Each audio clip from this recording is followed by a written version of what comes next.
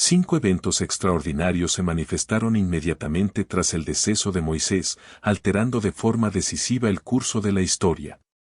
El primero de ellos fue tan enigmático que, hasta el día de hoy, resulta increíble para muchos. Incluso en la actualidad, académicos y expertos se esfuerzan por comprender la verdadera naturaleza de lo acontecido. Algunos sostienen que fue una intervención de origen divino, mientras que otros lo interpretan como un veredicto o juicio. No obstante, una certeza perdura: después de la partida de Moisés, la normalidad dejó de existir. ¿Y si te dijera que el cuerpo de Moisés jamás fue hallado, y que una disputa entre seres celestiales y entidades malignas se desató por sus restos? Pero eso no es todo. ¿Conocías el hecho de que, el día de su fallecimiento, el sustento que caía del cielo simplemente cesó de aparecer? Prepárate, porque lo que aconteció tras la muerte de Moisés transformará por completo tus concepciones sobre este relato. Luego de 120 años guiando a la nación de Israel, Moisés asciende al monte Nebo, divisa la tierra prometida que nunca pisaría, y allí expira. En ese punto, da inicio una de las narraciones más fascinantes de las Escrituras. La Biblia relata que el propio Creador lo inhumó en un valle en la región de Moab. Un momento, ¿el Creador sepultando personalmente a alguien? Eso no ocurrió con ninguna otra persona. ¿Y sabes qué es lo más llamativo? Hasta la fecha, el paradero de esa sepultura es desconocido. Pero la situación se torna aún más peculiar al descubrir lo que sucedió instantes después de su muerte. En el breve libro de Judas, versículo 9, se revela algo asombroso: una contienda de naturaleza sobrenatural se libró por el cuerpo de Moisés. El arcángel Miguel y Satanás se enfrentaron con vehemencia por aquellos despojos. ¿Por qué, en un sentido literal, Satanás anhelaba con tal fervor el cuerpo de Moisés? Los especialistas plantean hipótesis intrigantes. Algunos afirman que Satanás pretendía transformar la tumba de Moisés en un lugar de culto, buscando así desviar al pueblo de Dios. Imagina esto: el hombre que dialogaba directamente con la divinidad, convertido en un ídolo. Y hay más: ¿recuerdas que Moisés cometió una falta al golpear la roca en lugar de simplemente hablarle? Es probable que Satanás argumentara tener derecho sobre ese cuerpo debido a dicho pecado. Sin embargo, Miguel, el príncipe de los ángeles, no se dejó amedrentar. La contienda fue tan encarnizada que Miguel tuvo que invocar la autoridad divina, pronunciando: «Que el Señor te reprenda». ¿El desenlace? El cuerpo de Moisés desapareció por completo. Dios lo ocultó de tal manera que ningún arqueólogo, explorador o cazador de tesoros ha logrado encontrarlo jamás, a pesar de los innumerables intentos. Este enigma ha permanecido sin resolver por más de 3.400 años. Nadie ha descubierto la ubicación del cuerpo ni de la tumba de Moisés. Ciertos estudiosos de la Biblia creen que existía una razón particular para este misterio. Años después, de acuerdo con el Nuevo Testamento, algo asombroso ocurrió: Moisés apareció vivo, conversando con Jesús en una montaña. ¿Cómo es posible que alguien fallecido hace tanto tiempo pudo presentarse de esa forma? Este es otro de los enigmas que envuelven el deceso de Moisés.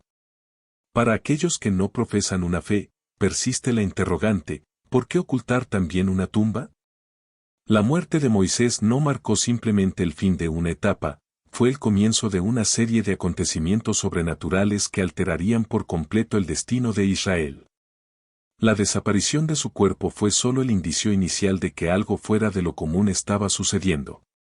Y si eso ya te parece asombroso, prepárate, porque al día siguiente de la muerte de Moisés, ocurrió algo aún más impactante: el alimento que caía del cielo cada mañana durante 40 años simplemente dejó de caer. ¿Cómo subsistiría Israel ahora? Si crees que Dios ampara a sus siervos incluso después de su partida, comenta: Dios es fiel. Era como si el cielo hubiera clausurado sus provisiones de forma repentina. A la mañana siguiente del fallecimiento de Moisés, el pueblo de Israel se despertó con una sorpresa que nadie esperaba: el suelo estaba limpio, nada de maná. Aquel pan que caía del cielo todos los días sin falta durante 40 años simplemente dejó de caer. Imagina la escena, millones de personas saliendo de sus tiendas con sus canastas vacías, buscando el alimento diario que siempre había estado allí, pero esa mañana solo encontraron arena y piedras. El pánico se apoderó del campamento. ¿Cómo vamos a sobrevivir ahora?, era la pregunta que se escuchaba por todos lados. Durante 4 décadas, el maná fue la principal fuente de alimento de todo un pueblo. Era una sustancia blanca con sabor a miel que aparecía cada mañana como el rocío. Solo tenían que salir, recolectar y comer. Nadie necesitaba sembrar, cosechar o trabajar duro, era, literalmente, comida del cielo. Pero con la muerte de Moisés y la entrada en la tierra prometida, todo cambió. El maná dejó de caer exactamente cuando cruzaron al otro lado del río Jordán. Era como si Dios dijera, ahora tienen tierra, ahora trabájenla. La transición fue brutal. Un pueblo que nunca necesitó cultivar nada ahora debía aprender agricultura desde cero. Personas que solo conocían la rutina de recolectar maná ahora tenían que arar, sembrar, esperar y cosechar. La desesperación fue tanta que muchos comenzaron a quejarse contra Josué, el nuevo líder. Con Moisés teníamos comida segura, reclamaban algunos. ¿Por qué Dios nos abandonó?, cuestionaban otros. Pero Josué mantuvo la calma y explicó que la tierra prometida era una tierra de abundancia, pero requería esfuerzo. El tiempo de los milagros diarios había terminado, ahora era tiempo de trabajar la tierra que fluía leche y miel. Los primeros meses fueron los más difíciles. El pueblo tuvo que racionar el maná que habían guardado mientras aprendían a cultivar. Muchos pasaron hambre, y otros incluso volvieron a comer las cosas que comían en Egipto. Fue un choque cultural y económico tremendo. Pero algo extraordinario sucedió cuando hicieron la primera cosecha, descubrieron que la tierra realmente estaba bendecida. El trigo crecía más alto, las frutas eran más dulces, los olivos daban más aceite. Era como si la tierra compensara los 40 años de espera. Aún así, muchos extrañaban el maná. Había algo especial en recibir comida directamente del cielo, era una conexión diaria con lo divino, un recordatorio constante de que Dios los cuidaba. Ahora, esa conexión debía mantenerse de otras formas. El cese del maná significó una transformación profunda en la relación entre Dios y su pueblo. Ya no era una relación de dependencia infantil, sino de una asociación madura. Dios otorgaba la tierra, y el pueblo la trabajaba, Dios bendecía, y el pueblo administraba. Curiosamente, el último recipiente de maná fue conservado como una reliquia dentro del Arca de la Alianza. Servía como un recordatorio para las futuras generaciones de que existió un tiempo en el que el cielo alimentaba la tierra a diario, un periodo que concluyó con la muerte de Moisés. Este evento impartió una valiosa lección: el fin de un milagro no siempre implica un abandono, a veces es una señal de madurez. El pueblo de Israel estaba preparado para una nueva fase, una etapa donde la fe se manifestaría no esperando la caída del maná, sino cultivando la tierra, confiando en que Dios bendeciría su esfuerzo. Y si eso te resultó impactante, prepárate, porque el fallecimiento de Moisés alteró algo aún más fundamental, la manera en que Dios se comunicaba con su pueblo. Nunca más alguien volvería a conversar cara a cara con el Creador. ¿Conoces esa sensación de perder la señal del celular justo en medio de una conversación importante? Ahora, multiplícala por 1.000.000. Fue más o menos así como se sintió el pueblo de Israel cuando Moisés murió. De repente, la línea directa con Dios se quedó en silencio. Durante 40 años, Moisés disfrutó de un privilegio que nadie más ha tenido en la historia: hablaba con Dios cara a cara, como amigos. Cuando el pueblo albergaba dudas, Moisés ascendía al monte y retornaba con las respuestas. Cuando surgían inconvenientes, ingresaba a la tienda del encuentro y salía con soluciones divinas. Era como poseer un teléfono directo con el cielo. Pero con el deceso de Moisés, ese canal exclusivo se clausuró. Josué, el nuevo líder, no contaba con el mismo tipo de acceso, lo que generó una crisis sin precedentes. ¿Cómo sabremos qué hacer ahora?, se preguntaba el pueblo. ¿Quién hablará con Dios por nosotros? La ansiedad se apoderó del campamento. Había decisiones cruciales que tomar, como conquistar la tierra, cómo dividir los territorios, cómo juzgar disputas. Sin Moisés, ¿quién proporcionaría las respuestas? Fue entonces cuando emergió un nuevo sistema de comunicación, el Urim y Tumim. Eran dos piedras enigmáticas custodiadas en el pectoral del sumo sacerdote. Funcionaban como una especie de dado divino, al ser consultadas, ofrecían respuestas de sí o no para cuestiones específicas. Imagina el contraste, de conversaciones detalladas y directas con Dios a respuestas binarias mediadas por piedras. Era como sustituir un celular por señales de humo. El pueblo tuvo que adaptarse a esta nueva realidad, aprendiendo a formular preguntas que pudieran ser respondidas con un sí o un no, pero la transformación no se detuvo ahí. Comenzaron a emerger los profetas como una nueva vía de comunicación divina. A diferencia de Moisés, ellos no dialogaban directamente con Dios, sino que recibían visiones, sueños y mensajes que debían interpretar.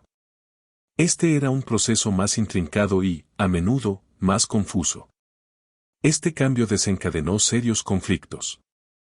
Muchos se hacían pasar por profetas, pero ¿cómo distinguir al verdadero sin Moisés para corroborarlo? El pueblo quedó vulnerable a falsos mensajeros.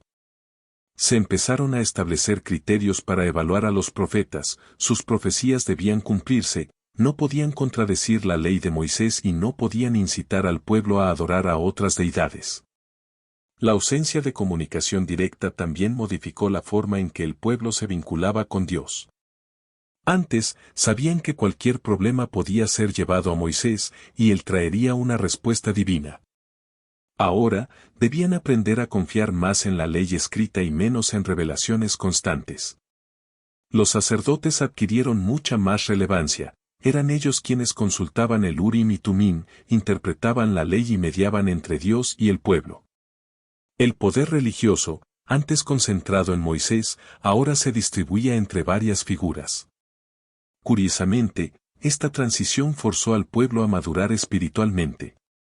Sin un intermediario constante, tuvieron que desarrollar una relación más personal con Dios. La oración individual ganó importancia, y la meditación en la ley se volvió esencial. Era como dejar la casa de los padres y aprender a valerse por uno mismo.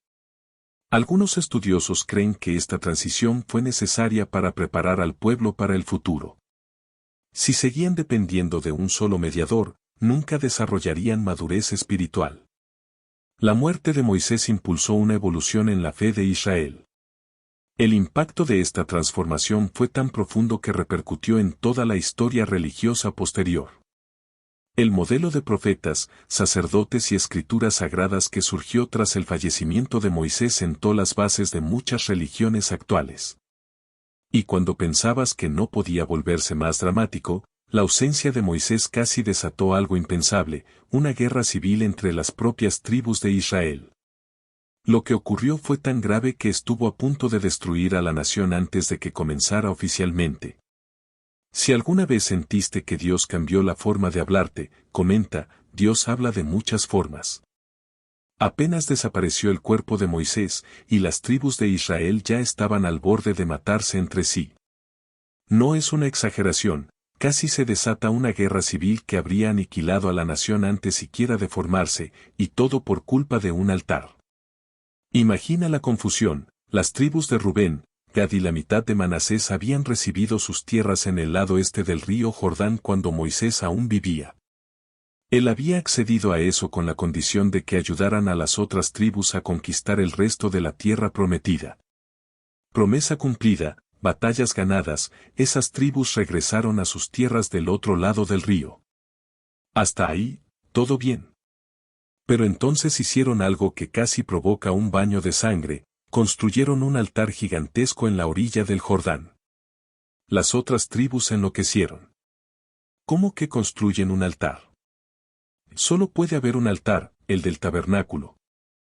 Esto es traición, esto es idolatría. En cuestión de horas, se formó un ejército, miles de hombres armados listos para masacrar a sus propios hermanos. La tensión era palpable. Sin Moisés para mediar, nadie sabía cómo resolverlo. Josué estaba abrumado, el pueblo estaba dividido. Parecía que décadas de unidad en el desierto terminarían en tragedia. Pero entonces ocurrió algo que salvó a Israel. En lugar de atacar de inmediato, enviaron una delegación liderada por Faíns, hijo del sumo sacerdote. ¿Qué significa este altar? ¿Nos están traicionando? ¿Están abandonando al Dios de Israel? La respuesta de las tribus del este fue asombrosa: no, no construimos este altar para sacrificios. Es solo un memorial, un testigo. Tenemos temor de que en el futuro sus hijos les digan a los nuestros: ustedes del otro lado del río no pertenecen a Israel. Este altar es la prueba de que somos un solo pueblo. La explicación tenía lógica, pero la desconfianza persistía. Este episodio reveló fracturas profundas en la unidad de Israel. Sin la autoridad incuestionable de Moisés, cada tribu comenzó a actuar por su cuenta. Las decisiones se volvieron más democráticas, pero también más caóticas. Empezaron a surgir otros conflictos menores, disputas por territorio, por agua, por pastos. Cada tribu buscaba lo mejor para sí. El espíritu de unión que mantuvo al pueblo cohesionado por 40 años en el desierto comenzaba a desmoronarse. Josué notó el peligro y convocó a una gran asamblea. Todas las tribus fueron citadas. Era necesario establecer nuevas reglas, nuevos acuerdos. Sin Moisés, debían encontrar otras maneras de mantener la unidad. Fue en esa asamblea donde nació el sistema de ancianos tribales. Cada tribu tendría sus representantes, quienes se reunirían regularmente para resolver disputas. Era el inicio de una forma primitiva de gobierno descentralizado. Pero el trauma de aquella casi guerra civil marcó profundamente a la nación. Las tribus del este siempre fueron vistas con cierta desconfianza. En los siglos siguientes, fueron las primeras en ser asediadas por enemigos, las primeras en perder su identidad israelita. Ese episodio mostró cómo la muerte de Moisés creó un vacío de poder peligroso, un líder carismático y respetado por todos había partido. La ironía es que Moisés pasó 40 años preparando al pueblo para la tierra prometida, pero no los preparó para vivir sin él. Quizás pensó que Josué sería suficiente, o tal vez no imaginó que su ausencia tendría tanto impacto. El altar de la discordia terminó recibiendo un nombre, El, que significa testigo. Permaneció allí por siglos, recordando a todos el día en que Israel casi se autodestruye. Un monumento no a la unión, sino a la fragilidad de las relaciones humanas sin un liderazgo fuerte. Y lo más impresionante aún estaba por venir, porque con todas esas crisis, con todo ese caos, Israel aún así logró transformarse de un grupo de exesclavos nómadas en una nación establecida. ¿Cómo fue posible eso? Ahora llegamos al momento más extraordinario. En medio de todo ese caos causado por la muerte de Moisés, ocurrió lo inimaginable. Israel finalmente se convirtió en una nación de verdad, y fue precisamente la ausencia de Moisés lo que forzó esa transformación. Durante 40 años, Israel fue un pueblo errante. No tenía territorio ni gobierno propio, vivía en tiendas y dependía de milagros diarios. Eran más un grupo religioso nómada que una nación propiamente dicha. Pero todo eso cambió cuando Moisés murió. El primer gran cambio fue territorial. Sin el liderazgo centralizador de Moisés, cada tribu tuvo que asumir la responsabilidad por su propia porción de tierra. Josué dividió Canaán entre las tribus mediante sorteo, un método que evitó favoritismos y conflictos. De repente, personas que nunca habían tenido una casa propia se convirtieron en propietarias de tierras. Familias que habían vivido en tiendas por generaciones empezaron a construir casas de piedra. Pastores nómadas se volvieron agricultores sedentarios. Fue una revolución social sin precedentes. Evolución política y legal. Pero el cambio más profundo fue político. Las leyes que Moisés recibió en el Sinaí dejaron de ser solo mandamientos religiosos y se convirtieron en la constitución de una nación. Sin Moisés para interpretar cada caso, el pueblo necesitó crear un sistema judicial. Surgieron jueces locales, elegidos entre los ancianos de cada ciudad. Para casos más complejos, había tribunales regionales, y para cuestiones que afectaban a toda la nación, se reunía un consejo de ancianos. Era el inicio de un sistema legal estructurado. Revolución económica. La economía también se transformó. En el desierto, todo se compartía, el maná se distribuía por igual, las ofrendas sostenían a los levitas, no había comercio. Ahora, con tierras propias, surgieron la propiedad privada, el comercio y los mercados. Israel entró en la economía del Antiguo Oriente. Culturalmente, el cambio fue radical. Un pueblo que vivía aislado en el desierto ahora convivía con cananeos, fenicios y filisteos. Aprendieron nuevas tecnologías como la metalurgia, la construcción y la navegación. El idioma hebreo absorbió palabras extranjeras y la cocina se diversificó. Militarmente, dejaron de ser una horda desorganizada y se convirtieron en una confederación de tribus con milicias propias. Cada tribu defendía su territorio, pero se unían ante amenazas externas. Fue el embrión del futuro ejército de Israel. Religiosamente, el culto se descentralizó. Aunque el tabernáculo permanecía en Silo como centro principal, surgieron altares locales, lugares altos y santuarios tribales. Esto causaría problemas más adelante, pero inicialmente ayudó a consolidar la presencia israelita en la tierra. Lo más fascinante es que toda esta transformación ocurrió porque Moisés ya no estaba. Su ausencia obligó al pueblo a madurar, a tomar decisiones y a organizarse. Fue como un hijo que solo aprende a caminar cuando sus padres le sueltan la mano. Los estudiosos llaman a este periodo la era de los jueces, y duró cerca de 200 años. Fue una época turbulenta, marcada por altibajos, victorias y derrotas, pero fue en ese tiempo que Israel desarrolló su identidad nacional única. La ironía es que Moisés dedicó toda su vida a intentar crear una nación, pero fue su muerte la que finalmente permitió que eso sucediera. A veces, el mayor legado de un líder es saber cuándo retirarse, permitiendo que otros crezcan. Así, de las cenizas de la pérdida de Moisés, nació Israel como nación, un pueblo que aprendió a caminar por sí mismo, manteniendo viva la memoria y las enseñanzas de su gran líder, pero construyendo su propio destino. Ahora que has visto cómo la muerte de Moisés cambió completamente la historia de Israel, te invitamos a explorar más.